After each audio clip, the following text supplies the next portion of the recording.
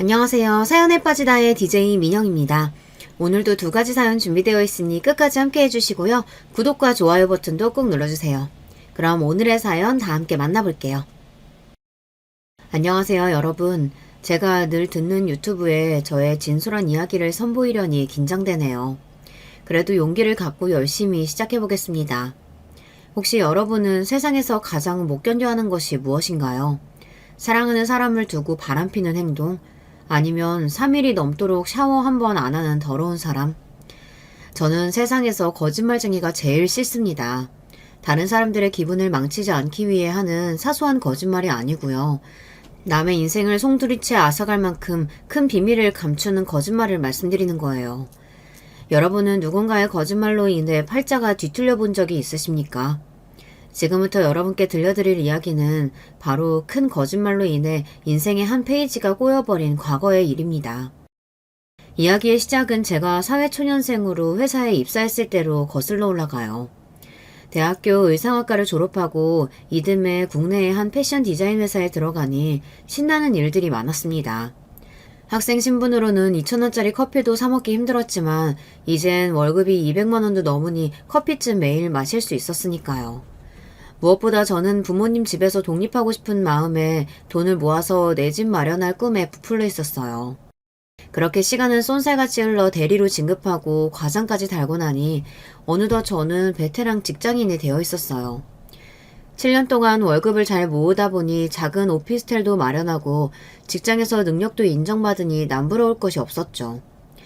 그렇지만 그 시간만큼 제 나이가 30대 중반을 향해 가고 있었습니다. 저는 걱정이 깊어졌어요. 저는 예쁜 딸아이를 낳고 싶은 사람이었거든요. 당연히 좋은 남자와 결혼하고 싶은 소망도 있고요. 하지만 패션 회사에서 일만 하다 보니 주변엔 여자들 뿐이고 남자 만날 기회가 딱히 없었습니다. 나이트나 술집에 드나드는 것을 좋아하지 않다 보니 남자 만날 일이란 소개팅이나 선뿐이었어요. 하지만 요즘 말로 자만추라고 자연스러운 만남을 추구하는 저는 지금까지 소개팅이라고는 딱 4번 해봤는데요. 모두 꽝이었습니다. 그리고 34살이던 무렵 회사에서 친한 친구가 소개팅을 주선해 주었어요. 자기 사업을 운영하는 35살 사장인데 그 친구가 새로운 회사 프로젝트를 같이 하다가 알게 된 사이였다더군요. 현지야, 너 밝고 재밌는 남자가 좋다고 했지? 순혁 씨랑 일하다 보니까 이 남자가 딱 네가 말한 이상형이더라고. 이 사람이 보니까 옷도 명품만 입고 나름 잘 살아 보이던데 어떻게 한번 만나봐? 친구의 이야기에 솔깃하기도 했지만 전 35살까지 혼자인 신세를 벗어나고 싶은 마음에 당장 그 소개팅 날을 잡자고 졸랐습니다. 그리고 소개팅에서 만난 순영 씨는 말끔한 외모에 웃는 얼굴이 귀여운 사람이었어요. 한눈에 우리는 서로 매력을 느꼈어요. 그렇게 사귀기까지 그리 오랜 시간이 걸리지 않았습니다. 하지만 순영 씨는 너무 기공자치가 나는 도련님 같은 남자였어요. 한 번은 같이 공원을 산책하다가 바닥에 날카로운 것에 그만 제가 발을 다치고 말았습니다. 아! 어머! 발에 뭐가 긁혔는지 피가 나네? 순영 씨는 얼른 제 발을 살펴보더니 그 상처를 보고 호들갑을 떨었죠. 이 일을 어쩌면 좋아? 많이 아파? 내가 업어줄게. 병원 가자. 사실 그렇게 아프지도 않았는데 작은 상처에도 자기가 다친 것처럼 아파해주는 순영 씨에게 감동했어요. 그리고 순영 씨의 등에 업혀가며 전 엄마 생각이 났습니다.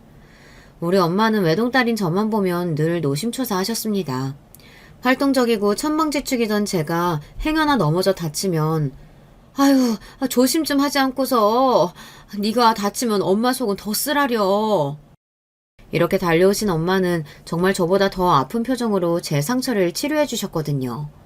고기만 좋아하는 저를 보시며 엄마는 채소를 많이 먹어야지 건강하게 오래 사는 거야. 고기만 먹지 말고. 이렇게 늘 잔소리를 하셨죠. 그런데 채소도 많이 드시고 건강식만 하신 엄마가 왜 그렇게 일찍 제 곁을 떠나신 걸까요?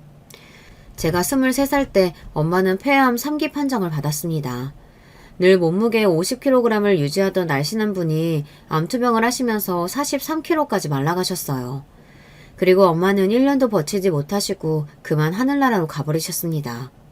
제가 지금까지 살면서 인생에서 이토록 충격적인 일은 그때가 처음이었죠.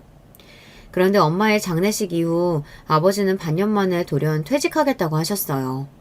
우리 아빠는 제가 아는 그 어떤 사람보다 침착하고 현명하신 분이거든요.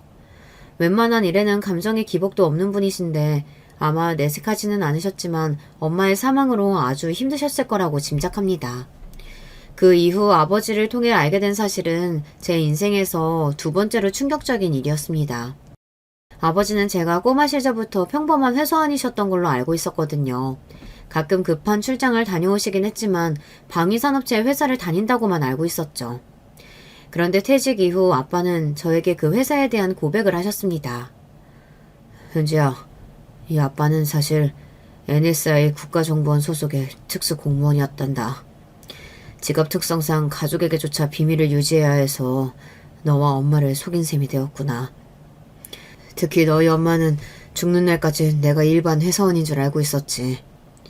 발설할 것도 아니고 네 엄마 눈 감기 전에는 그 사실을 얘기해 줄걸. 지금도 그게 참 미안하다.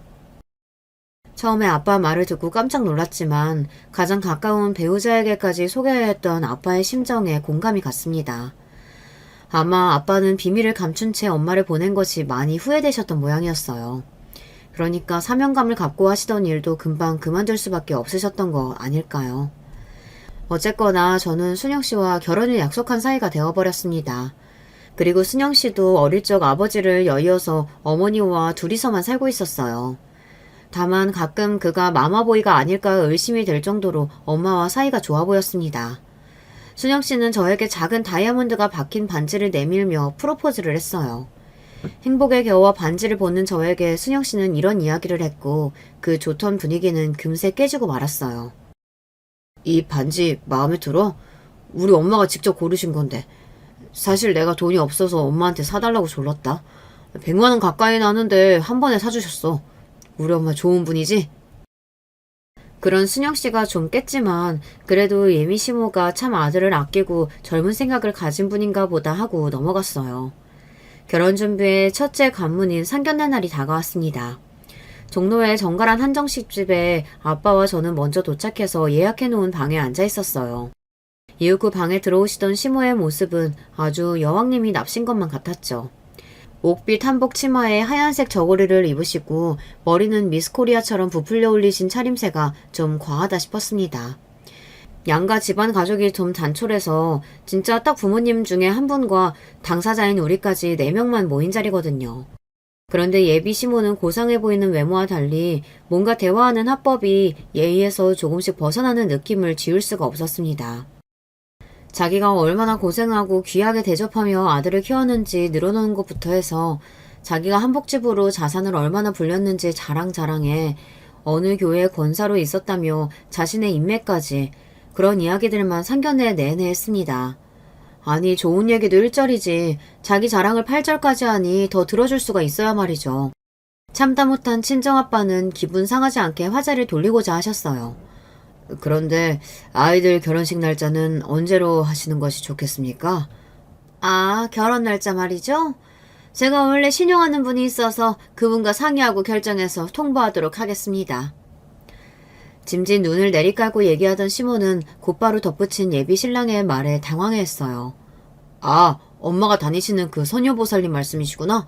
저 대학 갈 때도 지원하는 대학교부터 학과까지 모두 그 보살님이 점지해줬어요. 늘 엄마가 우리 집 중대사는 다 그분한테 물어보고 정하거든요. 그래서 우리 결혼식도 아마 보살님이 정해주실 겁니다. 독실한 크리스찬임을 강조하시던 분이 무당 같은 미신을 믿는다뇨. 속으로 적잖이 놀랐지만 예비 시모가 난처해 할까 봐서 저도 아빠도 겉으로 내색하지는 않았어요. 상견례 자리에서 남은 이야기라고는 귀에 피가 날 정도로 들은 시모의 자기 자랑뿐이었고 진짜로 얼마 뒤 시모는 몇 월 며칠 결혼식 날짜를 딱 찍어 알려주셨습니다. 아마 그 영험하신 보살님이 정해준 날짜겠죠 뭐. 예비 부부들은 결혼식을 준비하다 보면 사사건건 싸우게 된다고 들어서 저는 가능하면 이해하고 넘어가려는 심정이었습니다. 자산이 몇십억이나 된다던 시모는 의외로 우리 집 한 채 마련해주지 않으시려고 들었어요. 결국은 제 오피스텔을 팔고 남은 돈 1억과 시모와 순영씨가 합친 돈 2억으로 서울의 작은 아파트를 전세 계약했습니다. 저는 대출을 좀 더 받아서 집을 사두면 나중에 오를 것 같아 보였지만 이 역시 시모는 반대하고 나섰어요. 예비신랑은 시모의 뜻을 거슬릴 생각이 전혀 없어 보였기 때문에 그냥 제 뜻을 접어야 했죠. 이뿐이 아니라 제가 보내드린 예단비에 대해서도 시모는 불만을 대놓고 표현하셨어요. 너희 집은 예단비에 대한 기본적인 개념이 없구나. 지난번 걔는 2천만 원이 줬는데 너흰 고작 1,000만 원이 뭐니? 네? 누가 2천만 원을 주셨다는 말씀이시죠, 어머니? 아니야. 나보다 먼저 며느리 본 친구 얘기한 것뿐이다. 신혼집으로 제 돈을 거의 다 쓴 형편이라 결국 시모께 예단비 500만 원을 더 드리기로 했습니다. 우여곡절 끝에 결혼식을 올리고 신혼생활을 시작했죠. 그런데 이상하게도 식을 올린 지 석 달이 다 되어가도록 남편은 혼인신고를 미루고 있었습니다. 어느 저녁 우리 부부는 매운탕에 소주를 3병이나 마시고 둘 다 꽤 취했답니다. 그때 생각난 김에 남편에게 슬쩍 떠보았어요. 근데 여보는 왜 혼인신고를 아직도 안 하고 있는 거야? 혹시 나를 못 믿겠다거나 나랑 결혼한 걸 후회할까봐 그래? 아이, 그런 말이 어딨어. 난 자기 없이는 못 살아. 나 요즘 하는 사업이 보통 바쁜 것이 아니라 시간이 없어서 그렇지 뭐. 그렇지? 그럼 내가 시간 날 때 알아서 혼인 신고하고 올게. 남편은 술에 취해서 아무래도 좋다는 듯 그래 하며 웃고 있었습니다. 얼마 뒤 친한 친구와 그 친구의 남편을 결혼 보증으로 세워 함께 인근 구청에 갔습니다. 구청 직원은 신고인 중 한쪽이 불출석할 경우 그의 인감증명서가 필요하다고 해서 남편 서재에서 찾은 인감증명서를 가지고 갔어요. 그렇게 혼자 혼인신고를 마치고 와서 퇴근한 남편에게 이 사실을 알렸습니다. 자기가 요즘 바쁘다고 해서 내가 희수랑 희수 남편이랑 같이 혼인신고하고 왔어. 뭐? 아니, 혼인신고를 남편도 없이 혼자 어떻게 한다는 거야? 구청 직원이 인감증명서만 있으면 당신이 굳이 안 와도 된다고 해서. 너 나한테 사기치려는 거냐? 말도 없이 멋대로 내 인감증명서 갖고 가서 혼인신고하는 법이 어딨어? 남편은 전에 없이 저에게 크게 화를 내고는 방을 나가버렸습니다. 아니, 결혼한 부부가 혼인신고한 게 그리 큰 죄입니까? 남편에게 제 억울한 마음을 얘기하러 서재로 가보았는데 이미 남편은 문을 닫고 통화 중이었어요. 그렇다니까요. 엄마, 나 어떡해요? 이미 혼인신고 당해버렸으니. 마마보이답게도 남편은 이 일을 시모에게 일러바쳤고 1시간 뒤에 시모가 우리 집에 찾아오셨습니다. 며느리 너, 사람이 그러는 거 아니다. 그런 중체대한 일은 어린인 시어머니와 또 하늘같은 서방님과 함께 의논하고 진행해야 할 거 아냐? 시모는 그렇게 저를 한참 동안 꾸중하시고 남편은 이제 내 호적 어떻게 해 하며 시모 옆에서 울먹이고 있었습니다. 제가 무슨 억지로 보쌈 결혼이라도 했답니까? 혼인신고를 혼자 했다는 이유로 그날 밤을 꼴딱 세울 만큼 시모의 잔소리와 남편의 비난을 들어야 했어요. 아, 결혼 생활이 이렇게 힘든 것인 줄 미처 몰랐어요. 무엇보다도 제 결혼 생활을 지옥살이로 만들어버린 장본인은 바로 시모였습니다. 우리 부부는 명목상 분가한 자식이지 실제로는 시모와 합가했다고 봐도 무방할 정도였으니까요. 그 시작은 신혼여행으로 거슬러 올라갑니다. 결혼식을 마치고 사정상 다음날 아침 일찍 공항에서 출발하는 일정이었죠. 그런데 공항에서 비행기표를 발권하고 기다리는 사이 커다란 선글라스를 끼고 우리에게 인사하는 시모를 보고 말았어요. 어머님께서 공항에는 무슨 일로 저희 배웅하러 나오신 거예요? 배웅은 무슨? 나도 여행 간다. 내가 5년 전에 환갑자치도 제대로 못했었거든. 이번에 너희 신혼여행 가는 김에 내 환갑여행도 같이 가려고. 맞다. 죄송해요. 그때 미혼이라 엄마를 못 챙겨드렸으니까 이번에는 우리 부부가 잘 모시고 다닐게요. 여보, 우리 둘만 있으면 심심할 뻔했는데 우리 엄마도 같이 가니까 좋겠다. 그치? 아, 네. 마지못해서 대답은 했지만 전 속으로 울고만 싶었어요. 여러분은 신혼여행에 시어머니가 따라갔다는 얘기 들으신 적 있으신가요? 그래도 기다리던 신혼여행을 망치고 싶지 않아 최대한 긍정적인 마음으로 마음을 달랬습니다. 시모는 친한 친구와 이 여행을 동행하시고 두 분이 같이 호텔방을 쓰셨지만 우리가 다니는 요트 체험, 바베큐 파티, 시내 관광 등 모든 코스에 두 분이 함께 하셨어요. 이렇다 보니 남편과 오붓한 시간을 지낼 수도 없었고 심지어 첫날 밤도 남편은 시모의 방에서 늦게까지 놀다 들어와 저 혼자 잠들어버렸습니다. 결국 우리 신혼여행 사진에는 남편과 저 둘이 찍은 사진보다 시모와 남편이 찍은 사진이 훨씬 많을 정도였다고요. 평생 로맨틱한 기억으로 가져갈 신혼여행은 그렇게 시모로 인해 망해버렸습니다. 하지만 신혼여행은 시작에 불과했어요. 우리가 얻은 신혼집은 시댁에서 차로 30분 거리에 있었습니다. 하지만 매주 몇 번이고 시모는 신혼집에 오셨어요.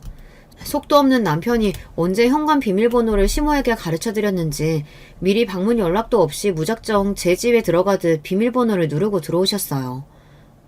아이쿠야, 어머님, 저 지금 샤워하다 나왔는데 갑자기 이렇게 들어오시니까 놀라서 까무러칠 뻔했어요. 여기가 어머님 집도 아닌데 자꾸 비밀번호로 몰래 들어오시게 해요? 같은 여자끼리 내외하기는 네 알몸 하나 볼 것도 없더라야. 그리고 너 한다는 말본새가 누가 몰래 온다던? 내 아들 집이고 내 돈 들어간 집인데 내가 못 올 때 왔다 이 말이냐? 시모가 이렇게 혼자 오시면 양반이죠. 툭하면 자기 지인들까지 데리고 오신단 말이죠. 지난번 신혼집 집들이 때의 일이었어요. 요새는 집들이를 잘 안 한다지만 시모가 언제 집들이를 하냐고 성화하셔서 하는 수 없이 토요일 저녁에 식사를 준비했습니다. 우리 친정아빠도 모셔놓고 저는 부엌에서 음식을 하느라 여념이 없었죠. 이후 그 시모가 오셨는데 글쎄 네 분의 여자분과 함께 오셨어요. 어서 오세요. 이분들은 누구세요? 시모는 황당해하는 저와 친정아빠를 모른 채 인사도 없이 자기 손님들을 챙기느라 바빴어요. 자자, 불편해하지 마시고 어서 들어오세요. 아유, 권사님, 이러면 요즘 며느리들한테 못 보여요. 아유, 나 그렇게 눈치 없는 사람 아니에요. 그냥 갈게요. 아니, 어느 집 며느리가 시어머니 귀한 손님들께 눈치 주고 뭐라고 한답니까? 안 그러냐, 며느리야? 전 마지못해서 네, 어서들 들어오세요 하고 손님들께 인사를 드렸어요. 우리 교회 여전도회 모임 점심때 있었는데 중차대한 교회 일로 논의하다 보니까 어느새 네 집들이 시간이 다 된 거 아니냐. 어차피 잔치라는 것이 여러 사람 모여서 축하해주면 복이 그만큼 더 생기는 법이지. 그래서 내가 교회 여전도회 분들 모시고 왔으니까 한 분 한 분 잘 인사드려라. 시몬은 멋대로 자기 교회 지인분들을 모셔와 놓고 이렇게 뻔뻔하게 그분들을 대접하라고 강조하셨어요. 교회분들은 그래도 양심이 있으신 분들인지 자리를 부담스러워 하셨고 우리 아빠도 생판 모르는 여자분들이 여러 들이닥치니 불편해하셨습니다. 게다가 오시자마자 저에게 음식을 내놔라 와인은 없느냐며 부산을 떠는 시모가 그렇게 얄미울 수가 없었어요. 시모는 하하호호 손님들과 수다 떠느라 바쁘고 남편도 그 옆에 낑겨 앉아서 좋다고 웃고 앉았습니다. 저만 음식하느라 정신없이 바빴죠. 저는 넉넉히 해물탕과 갈비찜, 잡채 등 다양한 음식을 준비했지만 예고도 없이 손님들이 많아졌으니 음식이 좀 부족할 수밖에요. 밥도 없어서 햇반을 급히 내와야 할 정도였죠. 여보, 오늘 해물탕이랑 갈비찜 진짜 맛있다. 당신도 그만 같이 와서 먹어. 그랬더니만 시모는 또 저에게 음식 타박 잔소리를 시동걸었어요. 아유, 잔치집 음식이라고 내놓는 것이요. 집사님들 죄송해요. 며느리가 공부만 하고 일만 해서 집안일은 도통 배우질 못해서 이런가 봐요. 음식이 맛없고 좀 부족하더라도 이해해줘요. 이해라니 별 말씀을요. 요즘 젊은 여자들 음식 하나 못하는 게 일반적인데 며느리분 잘 들이셨네요. 이렇게 어르신들을 모시고 음식도 스스로 하고 참 장해요. 아이고, 갈비찜 고기 식감이 이게 왜 이러니? 아휴, 친정엄마 밑에서 잘 배워왔으면 이렇지는 않을 텐데. 결국 시모는 돌아가신 친정엄마까지 들먹이며 욕보였습니다. 잠자코 계시던 우리 아빠도 이해 참지 못하셨던지 사부인께서 식구도 아닌 분들 모시고 오실 줄 알았으면 힘들게 우리 딸 요리 안 시켰죠. 그냥 어디 밖에 나가서 사 먹을 걸 그랬습니다. 내 지인들도 한 10대 명 불러다가요. 침착하게 말씀하셨지만 사실 이 정도 말씀이면 우리 아빠 진짜 속으로 화나신 편이에요. 이런 분위기를 눈치챈 듯 교회 집사님들은 한 분 한 분 이제 식구들 저녁 챙겨주러 가야 한다며 일어서셨습니다. 그렇게 파토가 나자 시몬은 저를 한 번 더 째려보더니 그분들과 나가시더군요. 모두 나가고 나자 아빠는 남편에게 집들이 선물로 돈봉투를 쥐어주시며 말씀하셨어요. 김서방, 무슨 선물 필요할지 몰라서 현금을 대신 넣었네. 그런데 자네 어머님은 평소에도 이렇게 자주 집에 방문하시는가? 우리 딸은 이런 일에 익숙치 않으니 자네가 중간에서 잘 막아줘야 할 것이야. 네, 장인어른. 와, 근데 집들이라고 돈을 50만 원이나 주셨어요? 감사합니다. 사람는 남편은 아버지의 당부 말씀은 귀에 들어오지도 않는지 대답만 크게 하곤 꽁돈만 좋다 하고 있었어요. 집들이라면서 시몬은 휴지 한 통은커녕 빈손으로 왔었습니다. 그래놓고 자기 교회 사람들에게 권사의 입지를 다지기 위해 우리 집들이를 이용하니 그 속내가 참 가증스러웠죠. 시모의 만행이 이것으로 끝나면 참 좋겠지만요. 그것은 시작에 불과했습니다. 우리 신혼집은 교통편이 좋은 위치에 있었어요. 지하철은 걸어서 5분, 버스 정류장은 바로 코앞에 있었거든요. 교통이 편리하다는 이유로 시모는 종종 자기 지인, 친구들을 우리 집에 불러 모았죠. 심지어 사업상 손님을 모시는데 그 손님 집이 우리 집과 가깝다는 이유로 미팅까지 한 적도 있어요.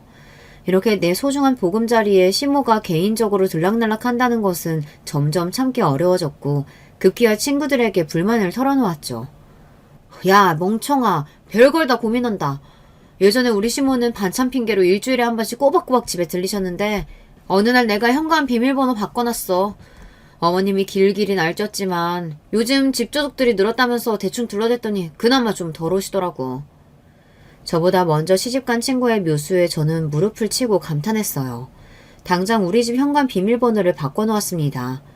이것을 보고 길길이 날뛸 시모의 모습을 떠올리니 고소하기 그지없었어요. 어느 금요일 회사에 있는데 여지없이 시모의 전화가 울렸습니다. 그때는 회의 중이라서 전화를 못 받고 나중에 보니 부재중 전화가 글쎄 12통이나 와 있는 거 있죠. 다른 사람 같으면 급한 용건이 있나 보다 해서 바로 전화를 드리겠지만 시모는 분명 우리 집 현관에서 비밀번호 때문에 전화를 한 것이 분명했어요. 그래서 문자로 회의 중이라서 나중에 연락드리겠습니다 라고 시모에게 보냈더니 나중에는 문자 폭탄을 보내시더라고요. 그럼에도 저는 짐짓 모르는 척 했습니다. 이번 일만 참고 넘어가면 앞으로 내 편안한 집에 갑자기 시모가 들이닥치는 일이 없을 것 같았거든요. 그렇게 회사 일을 마치고 집에 들어가니까 천국이 따로 없었습니다. 평소 같으면 시모가 와서 냉장고에 있는 음식이나 후식용 비스킷 등을 까먹고 제대로 치우지도 않았을 텐데 오늘의 집은 제가 어제 청소해 놓은 그대로 말끔했거든요. 이렇게 좋은 걸 결혼하자마자 진짜게 할 걸 어디 느긋하게 커피나 마셔볼까? 이렇게 커피를 끓이고 있는데 얼마 뒤에 현관 비밀번호 누르는 소리가 났어요. 남편이 온 모양입니다. 저는 커피 한 잔을 예쁜 잔에 담아 남편을 맞이하러 현관으로 나가보았더니만 그곳에는 눈을 부릅뜨고 저를 노려보고 있는 시모와 난감해하는 남편이 같이 서 있었어요. 어머님이 이 늦은 시간에 어쩐 일이세요? 너 지금 미쳤냐? 이혼하고 싶어? 이게 허락도 없이 제멋대로 집 비밀번호를 바꿔놔! 짝, 쨍그랑. 그렇게 버럭하시더니 시모는 저에게 달려들어 냅다 뺨을 올려치셨습니다. 그 바람에 제가 들고 있던 커피잔은 바닥으로 내동댕이쳐 깨져버렸어요. 사람이 순식간에 일어난 일 앞에서는 뇌가 멈춘 채로 멍하게 된다는 것을 그때 알았습니다. 이 어이없는 상황에 전 입을 벌리고 정신줄을 놓고 있었을 뿐이었죠. 이 신혼집을 누가 해줬는데 내 돈으로 산 내 집이야. 또 내 속으로 낳은 내 아들 이름으로 되어있는 집이고 그런데 니깎게 감히 이 집 주인인 척 굴다니 뻔뻔한 년.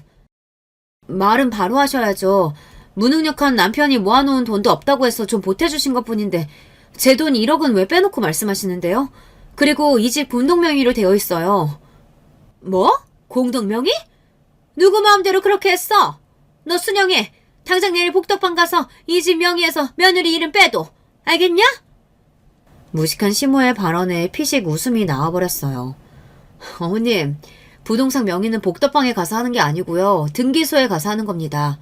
생전에 아버님이 다 알아서 해주셨으니 이런 일은 모르시나 봐요. 그리고 제 돈 1억이 여기에 함께 있다는 계좌이체 증거도 있으니 어머님 뜻대로는 안 될걸요? 모두 다 떠나서 지금 저 때리신 거 먼저 사과해주세요. 사과라니? 내가 사과 안 하면 네가 어쩔 건데? 너야말로 당장 내 앞에서 무릎 꿇고 잘못 빌어라. 원래 비밀번호로 안 바꾸면 그땐 뺨이 아니라 이혼이야, 이혼. 여자가 이혼해서 큰음 달아봐라. 그날로 네 인생 쫑나는 거야. 우리 순영이야 워낙 잘난 남자라 지난번처럼 헤어지더라도 또 새로운 여자와 결혼할 수 있을 텐데 뭐. 그때 남편이 시모의 입을 손으로 막았습니다. 엄마, 오늘 많이 흥분하셨으니 이만 댁으로 돌아가세요, 네? 자꾸만 실수하시네. 그러고 남편은 시모의 팔을 붙잡고 억지로 집에 모셔다 드리러 나갔습니다. 전 참으로 기가 막혔어요. 이 정도 일을 갖고 며느리 뺨까지 때리는 시모를 어떻게 이해할 수 있을까요? 게다가 이 집을 자기 집으로 생각해왔으니 그동안 그렇게 뻔뻔하게 드나들 수 있었던 겁니다. 가만, 그런데 말입니다. 아까 시모 얘기 중에 지난번처럼 또 새로운 여자와 결혼이라는 말이 영 걸렸습니다. 예단 때도 그렇고 외아들인 시모가 왜 자꾸 지난번 결혼 이야기를 하시는 건지 뭔가 찜찜했던 나머지 급히 가족관계 증명서를 발급받아 보았어요. 하지만 남편이 결혼했던 내용은 찾을 수 없었기에 순간 들었던 의구심은 해소되었습니다. 그렇지만 이 증명서에 이혼 경력이 나오는 게 맞나 싶어 아빠에게 물어보기도 했어요. 결혼이나 이혼 전력은 혼인관계 증명서에 나온단다. 그런데 왜? 김서방이 한번 다녀왔다는 예감이라도 들었니? 어머님이 하신 말 중에 좀 의식하는 부분이 있어서요. 아빠, 저 아무래도 김서방과 이혼해야 하나 싶어요. 실은 오늘 저 어머님께 뺨을 얻어먹고 말았어요.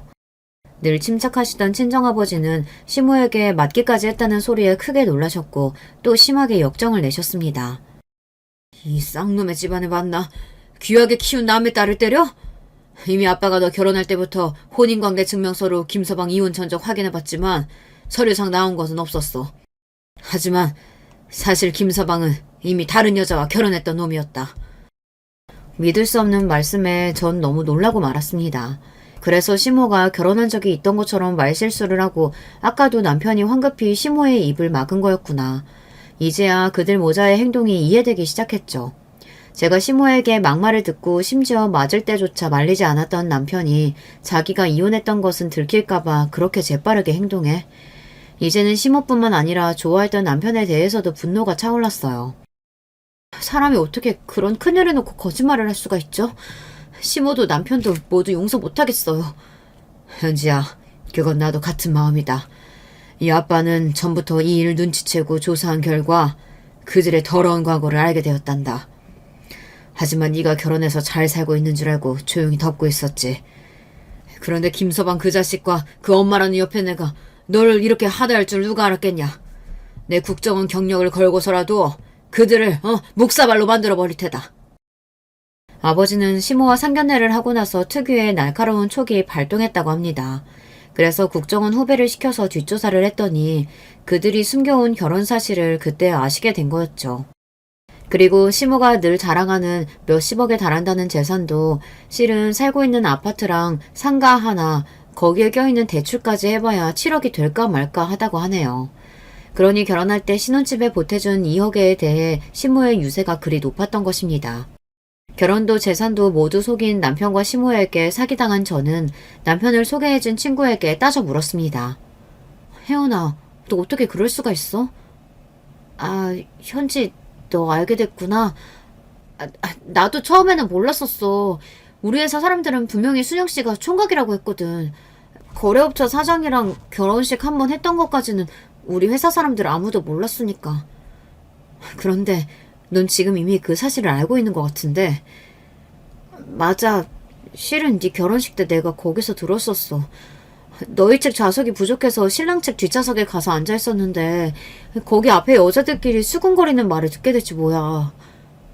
어머, 이번 여자는 오래 가려나? 지난번에는 석 달 만에 이혼했잖아. 그게 고모님이 워낙에 며느리를 들들 볶았나봐.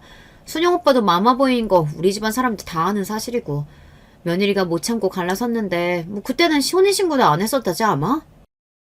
어머머머, 저 여자는 그 사실을 알고 있는 건가? 나중에 알게 되면 큰일인데.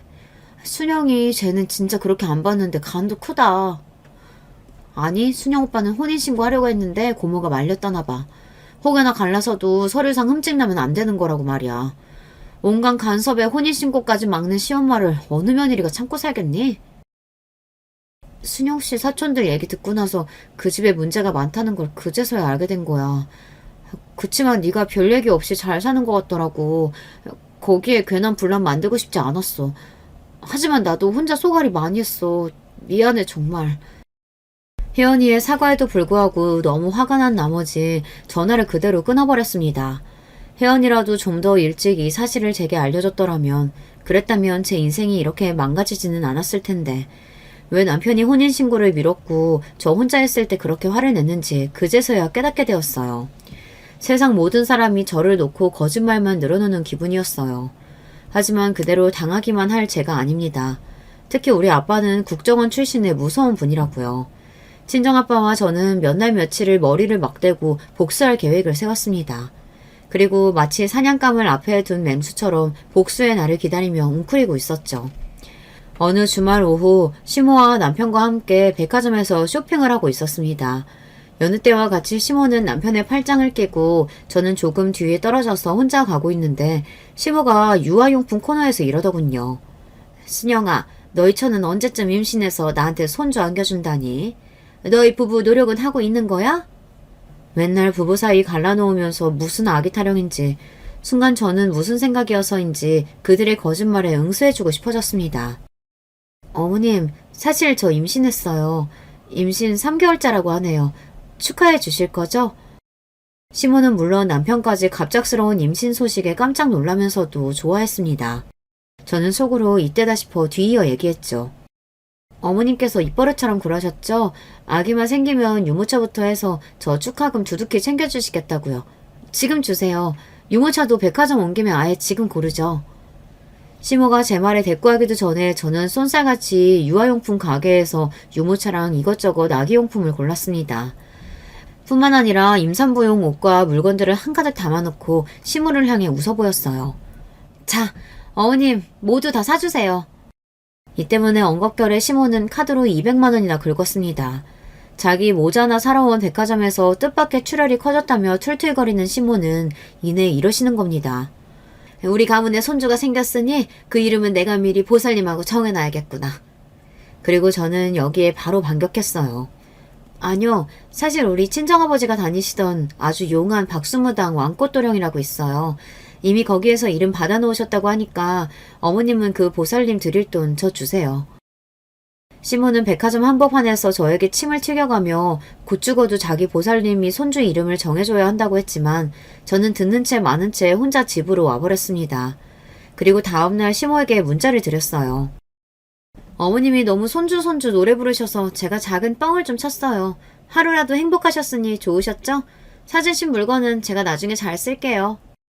시모가 열통이 터졌는지 불나도록 전화를 해댔지만 저는 받지 않고 호탕하게 웃었습니다.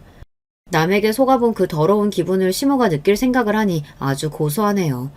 열성적인 교회 신자답게 평소에 시모는 저를 전도하려고 애썼습니다. 물론 종교적인 좋은 의도도 있으시겠지만 무엇보다 자기 교회 사람들에게 보여주고 싶어 했으니까요. 아들에 이어서 며느리까지 개종시켜서 우리 교회 다니게 만든 사람이다 이거야 내가. 불보듯 뻔한 속내였기 때문에 주일에 교회 가자는 시모의 제안을 번번이 거절했죠. 그런데 이번만큼은 그 말씀에 수락하고 시모의 교회에 가기로 했답니다. 여느 때와 같이 주일 아침이면 남편은 항상 9시에 나와 시댁에 들러 시모를 모시고 교회에 갑니다. 남편은 명품 정장에 시모는 무슨 파티복이라도 되는 화려한 정장을 입고서 말이죠. 지난번에 얼토당토하는 거짓말을 하더니 하나님이 너를 회개시켰었나 보다. 갑자기 교회에 따라 나서겠다니 말이다. 난 아직 네가 앙큼하지만 앞으로 잘 교회 다닌다고 하니 한 번만 봐주는 거야. 다음 주에는 그런 허접한 옷 말고 명품으로 최대한 차려입고 와라. 네, 어머님. 시모가 뭐라고 하셔도 전 기분이 좋았습니다. 앞으로 아주 재미있는 일이 벌어질 것이기 때문이죠. 교회에 들어서자 목사님과 사모님이 반갑게 맞아주셨어요. 아, 오늘은 며느님이 함께 와주셨군요. 우리 교회에 오신 것을 환영합니다. 네, 목사님 그간 저희 어머니께서 많이 말씀해 주셔서 너무 친숙하네요. 요즘 학교폭력에 깡패하는 짓 둘째 아들 때문에 속 많이 상하셨다면서요? 결국 도피성 유학을 해외로 보내고 마셨다고. 사모님은 다이어트 한약 잘못 드셔서 10kg 넘게 체중이 불었다던데 지금은 좀 어떠세요? 저희 어머님이 지난번 맞춤 한복 다시 손봐야 해서 아주 힘드셨답니다. 제 돌직구에 목사님과 사모님은 얼굴이 벌개져서 시모를 째려보고는 예배당으로 들어가 버리셨습니다. 어머머, 얘가 오늘 뭘 잘못 먹었나? 너 입을 이상하게 놀리는구나. 목사님께 그런 말씀 드리면 어떡해? 왜요? 어머님이 늘 우리 목사님 하면서 걱정이 많으시길래 저도 걱정돼서 드린 말씀인데. 그렇지? 엄마, 우리 아내가 이렇게나 착해요. 엄마 걱정을 따라서 며느리도 한다니 말이야. 조용히 입 닥치지 못해? 이 눈치 없는 놈아. 시몬은 열이 오르는지 얼굴에 부채질을 해가며 예배당 안으로 들어가셨습니다. 예배당 안에서도 시몬은 우아한 미소를 보내며 이분 저분 인사하고 안부를 서로 묻고 있었죠. 아, 지난번 저희 신혼집에도 오셨던 박 집사님이시죠? 집사님 가시고 난 뒤에 우리 어머님께서 뭐라고 하신 줄 아세요? 남편분이 명예퇴직 당하고 나서 집이 쫄딱 망했다고, 이제 우리 한복집에 올 일도 없을 테니 아는 체 할 필요도 없겠다고요. 어머님 염려와 달리 어떻게 살림살이가 좀 나아지셨어요? 장 권사님, 그렇게 안 봤는데 아주 입이 싸신 것 같네요. 네, 염려와 달리 우리 시댁이 좀 잘 사셔서 굶어 죽지 않을 만큼 생활비 받고 있습니다. 이번에 사촌 조카 결혼한다고 해서 권 집사님네 한복집 연결해 주려고 했는데 누추한 집안이라 영 안 되겠네요. 이렇게 저는 시모가 교회분들에 대해 뒷말했던 것을 다 기억해내고 한 분 한 분 전해드리면서 시모는 교회에서 큰 창피를 당했죠.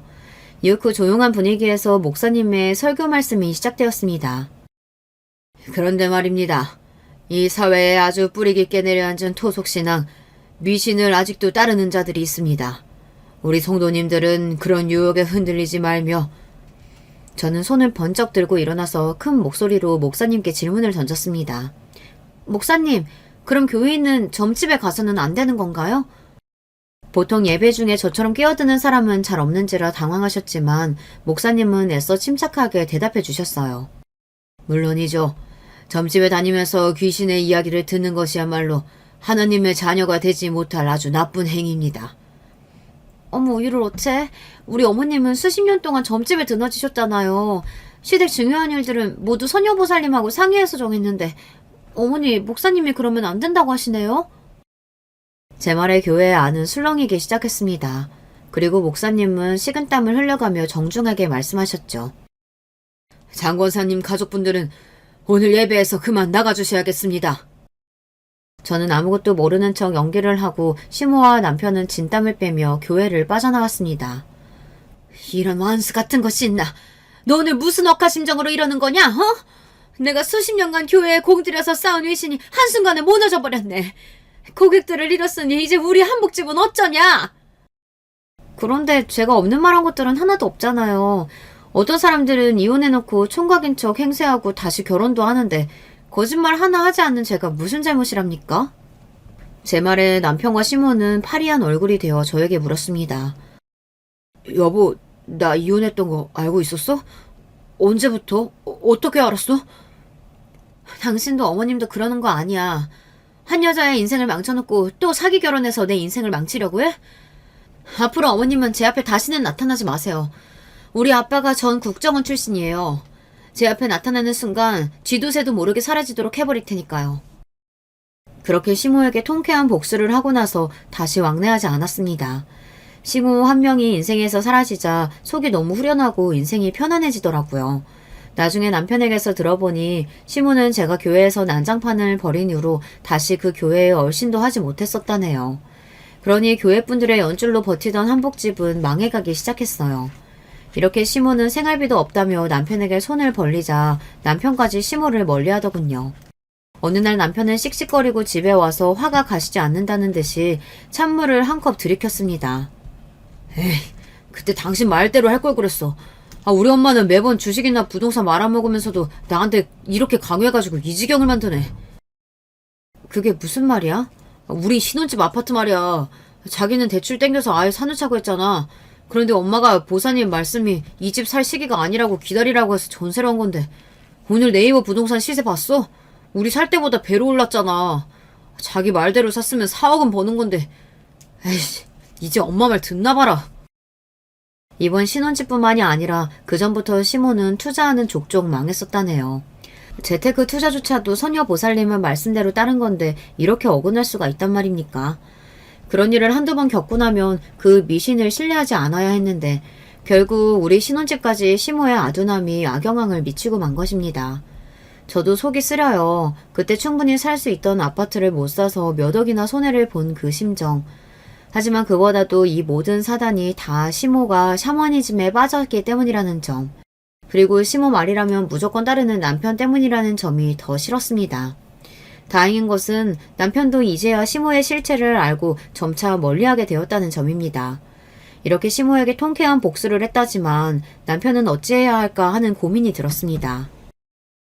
나도 남자지만 김서방 그 자식은 그 마마무이 기질 못 고친다. 자기 엄마랑 외롭게 살다가 죽으라고 해. 그놈이 나중에 또 애먼 처자랑 결혼하려고 들면 내가 쫓아가서 실태를 폭내버릴 테니. 그런 놈은 지독하게 외롭고 혼자여봐야 진정한 자기 편이 누군지 깨달을 수 있다. 네가 함께 살면서 백날 말해봐야 바뀌지 않을 유치한 전쟁이 될 텐데 계속 살겠냐?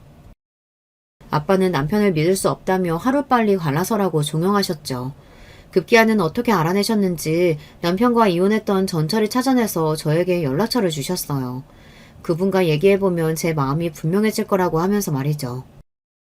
저는 김순영 씨와 결혼한 여잔데 지금 이혼을 생각하고 있어요. 외람되지만 순영 씨와의 결혼 생활이 어떠셨는지 여쭤봐도 될까요? 살아봤으니 이미 대충은 아셨을 테죠. 시모라는 그 여자가 암덩어리였어요. 때때마다 같이 식사해야 하고 심지어 제 결혼기념일까지요. 부부 둘만의 휴가라고는 없었어요. 늘 시모가 가운데 끼었으니까요. 이렇게 전 남편은 늘 시모의 그늘 안에서 휘둘리고 제자리는 없었죠. 외롭고 괴로웠지만 남편과 시모는 멀쩡하고 저 혼자 소갈이하며 살다가 폭발하고 말았어요. 글쎄 남편이 저와의 잠자리까지 시모랑 얘기해온 거 아니겠어요? 시모가 네가 뱃살을 빼야 남편이 네 알몸을 보고 성욕이라도 생기지. 그렇게 여자로서 매력이 없는데 어떤 남자가 달려들겠냐. 이래서 손주 볼 수 있겠냐. 저한테 이러고 막말을 하는데 결국 이혼을 결심하고 말았죠. 제가 지금까지 그들에 대해 속속들이 알고 있다고 생각했지만 남편의 전초에게서 이런 이야기를 듣고 나니 새삼 놀라웠어요. 남편이 시모에게서 멀어졌으니 앞으로 좋아질 거야 하는 마음으로 지켜보고 있었지만 전처의 말에 왠지 정남이가 뚝 떨어지더군요. 여보, 어머님에 대해서도 실망이 크지만 사실 난 당신에 대해서도 완전히 용서가 안 돼. 어떻게 한 번 결혼해놓고 총각인 척 나를 속일 수가 있어? 미안해 자기야. 그때는 엄마가 하자는 대로 따를 수밖에 없어서 자기를 속였지만 이제는 달라. 나 이제 엄마 말 듣지도 않고 집에도 잘 안 가잖아. 우리 혼인신고까지 한 부부야. 그러니까 같이 잘 살자, 어? 이렇게 남편은 저와 이혼하고 싶지 않다며 잡았습니다. 하지만 제 마음의 상처가 어디 시모 한 사람만으로 생긴 것일까요? 결혼하고 지내면서 남편을 본 모습은 자기 중심적이고 저밖에 모르는 미성숙한 남자였습니다. 어쩌다가 저랑 작은 일로 다투면 제가 가진 소중한 것들을 뺏는 것이 버릇인 사람입니다. 조금 부끄럽지만 제가 어릴 때부터 지니고 있는 애착 베개가 있어요. 여행이든 어디에 가도 그 베개를 가지고 다니는데 제가 오랫동안 아낀 물건이면서 우리 엄마가 고운 꽃무늬 2개를 수놓아 주신 소중한 유품이기도 합니다. 그걸 아는 남편은 저와 부부싸움을 하고 난 다음날 출근하면서 그 베개를 가지고 가버렸어요. 분명히 잘 때 껴안고 있던 베개가 발이 달린 것도 아닐 텐데 30분이나 집안을 뒤져보았지만 어디에도 없는 것이었어요. 순간 설마 하고 남편을 의심했는데 딱 맞았습니다. 혹시나 싶어 남편에게 문자로 여보 어제는 내가 실수해서 미안해 하니까 답장이 왔죠. 그래 네가 날 화나게 만들어서 그 베개 가지고 나왔는데 이렇게 자기 잘못 사과했으니까 도로 가지고 갈게. 진짜로 남편은 화가 난다는 이유로 제가 애지중지하던 물건을 가지고 나가버린 것입니다. 이게 5살짜리 유치원생이지 어디 36 먹은 남자가 할 짓입니까? 그래도 이건 귀엽기라도 하죠. 매번 시모가 저를 괴롭힐 때마다 편을 들어주긴커녕 강 건너 불구경하듯이 신경도 안 쓰던 사람이 뒤늦게 제가 왜 나를 도와주지 않느냐고 물어보면 우리 엄마가 자기한테 나쁜 뜻이 있어서 그러실 뿐이겠어. 다 잘되라고 잔소리 좀 하신 거지. 그냥 자기가 그러려니 해. 이렇게 대수롭지 않게 자기 아내의 상처를 외면해버리던 그런 그를 어떻게 포용하고 함께 살 수 있겠어요. 그렇게 제 마음은 현재 이혼의 결정 앞에 있습니다. 제가 마음만 먹으면 아이도 없는 마당에 이혼하는 것이 그리 큰일도 아니겠죠. 제 혼인관계 증명서에 구질구질한 이혼 전력이 남겠지만 제 인생보다야 소중하지 않으니까요. 그렇지만 남편은 앞으로 저에게 잘하겠다고 제 말만 들으면서 살겠다고 반성하는 모습을 보이고 있습니다. 그리하여 저는 여기 유튜브에 제 사연을 보내기로 결심한 것입니다. 왜냐하면 평소에 제가 이곳에서 듣는 천태만상 이야기를 통해 배운 점이 많았거든요. 그리고 저처럼 선택의 기로에 서 있는 사연자분들에게 자기 딸처럼 동생처럼 조언해 주시는 분들이 많으시더라고요. 마마보이였던 남편과 결혼 생활을 유지하는 게 좋을지 아니면 이번 기회에 남이 되는 것이 나을지 여러분의 의견을 부탁드립니다. 여러분의 소중한 생각을 댓글에 남겨주신다면 모두 살펴보고 나서 이혼을 결정해 보도록 할게요. 이름도 모르는 낯선 사이에 이런 부탁드리기 송구스럽지만 지금 제가 그만큼 절박해서요. 제 사연에 나온 이름들은 부득이 가명을 썼으니 혹여 같은 이름을 가지신 분들께 피해가 가지 않았으면 하는 바람입니다. 그럼 제가 겪어온 이야기는 이쯤에서 마무리할게요. 지금까지 제 글을 들으신 구독자 여러분께 감사드립니다. 모두 건강하시고 안녕히 계세요.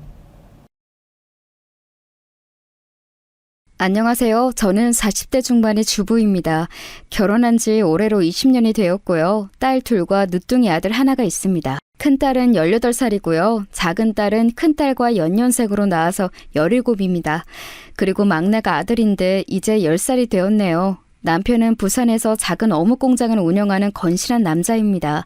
남편과의 사이는 가끔씩 티격태격할 때도 있지만 대체로 좋고요. 아이들도 크게 속을 안 썩이고 해서 이제껏 별 문제 없이 살아왔습니다. 그런데 제가 무슨 일이 있어서 유튜브에다 사연을 보내게 되었느냐고요? 오늘은 저희 가족 중에 가장 큰 어르신인 저희 시어머니에게 일어난 기막힌 사건에 대해서 이야기하려고 합니다. 저희 시어머니가 얼마나 대단하신지 말을 하려면 남편의 가족 관계부터 이야기를 시작해야겠네요. 저희 남편은 아들만 3형제 중에 맏이고요. 전형적인 부산 사나이입니다. 다들 부산 상남자 스타일 잘 아시죠? 그 중에서도 남편은 아버님을 가장 많이 닮은 남자 중에 남자였습니다. 겉으로는 무뚝뚝하지만 속정이 넘치는 사람이지요. 제 시아버지는 남편이 10살도 채 안 되었을 때 바다에서 사고로 돌아가셨다고 합니다.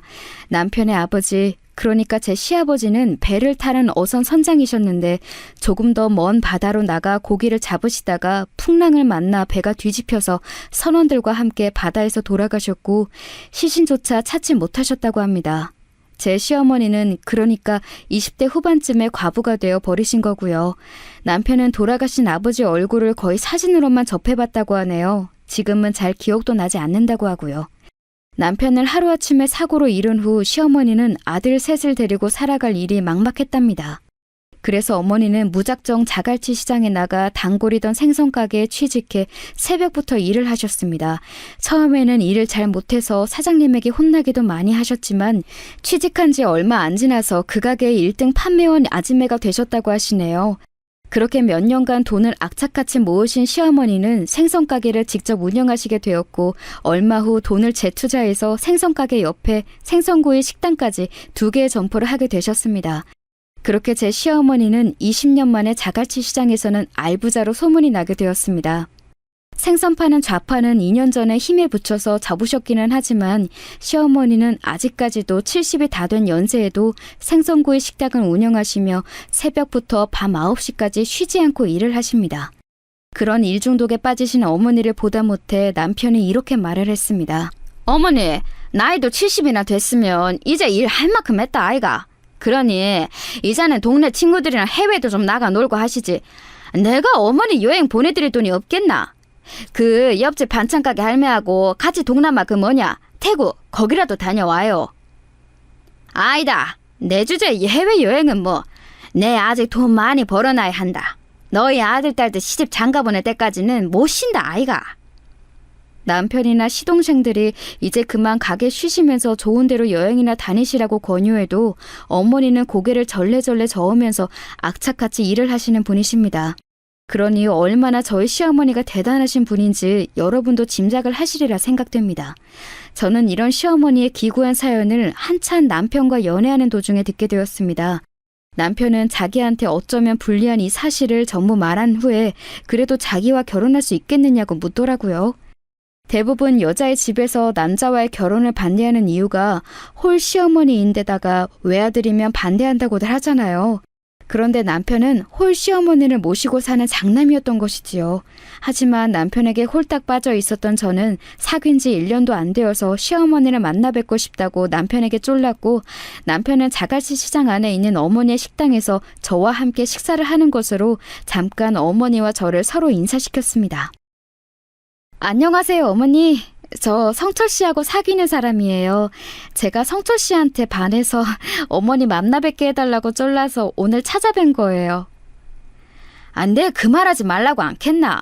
내가 나중에 어머니한테 따로 얘기할 거라니까. 와 그래 벌써 그런 소리를 하노? 처음 만난 사이에 뻘쭘하게.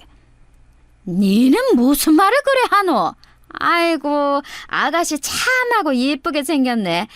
우리 아들이 내 볼 때는 좋은 구석이 있을까 모르겠는데 아가씨네 그리 좋나? 내는 네가 참 마음에 든다, 아가씨. 다행히 저는 어머니께 좋은 첫인상을 보여드리고 점수도 많이 딴 것 같았습니다. 그래서 저는 내친 김에 저희 부모님께도 남편을 결혼하고 싶은 사람으로 소개하기로 했습니다. 그때만큼 남편이 긴장을 한 걸 본 적이 없어요. 저희 친정 부모님은 사실 남편의 사정을 듣고 처음에는 반대를 많이 하셨거든요. 주희야, 네가 얼마나 이 사람을 사랑하는지는 몰라도 얼굴만 보고 그러는 건 아니야? 홀 시어머니 모시는 일이 쉬운 건 아니야. 그런 시집살이에 대한 각오가 지금 너한테 있어? 이 엄마도 걱정이다. 네가 집안일을 특별하게 잘하는 것도 아니잖니. 큰 며느리로서 제사도 모셔야 하고 동서들도 잘 이끌어야 되는데 지금은 네 시동생 둘이 결혼을 안 했지만 언젠가 그 동생들이 결혼을 하지 않겠니? 그러면 네가 맏동서가 되어야 하는 거야. 그 막중한 책임을 네가 잘 해나갈 수 있을지 이 엄마는 모르겠다. 두 분 부모님은 세상을 무난하게 살아온 둘째 딸인 저에게 홀 시어머니를 모셔야 하는 장남과 결혼하는 것이 얼마나 힘든 가시밭길인지를 알려주려고 노력하셨습니다. 그렇지만 남편을 향한 제 마음을 단련시키기엔 그 설득은 역부족이었습니다. 엄마, 아빠, 두 분이 뭐라 하셔도 저는 제 인생에서 반려자를 만났으니까 더 이상은 아무 말도 안 듣겠습니다. 이 결혼도 제 인생이고 제 선택이니까요. 저 성철 씨 사랑해요. 그러니까 제발 이 결혼 허락해 주세요. 만약 두 분이 계속 반대해서 저 성철 씨랑 헤어지게 되면 죽을 때까지 결혼 안 할 거니까 그렇게 하세요. 저는 거의 친정 부모님에게 으름장을 놓다시피 해서 제 주장을 억지로 관철시켰습니다. 결국 자식 이기는 부모가 없다 했듯이 완고한 저의 친정 아버지조차 제게 두 손을 다 들고 항복을 하셨습니다. 그래서 결국 저와 남편은 무사히 결혼에 골인하게 되었습니다.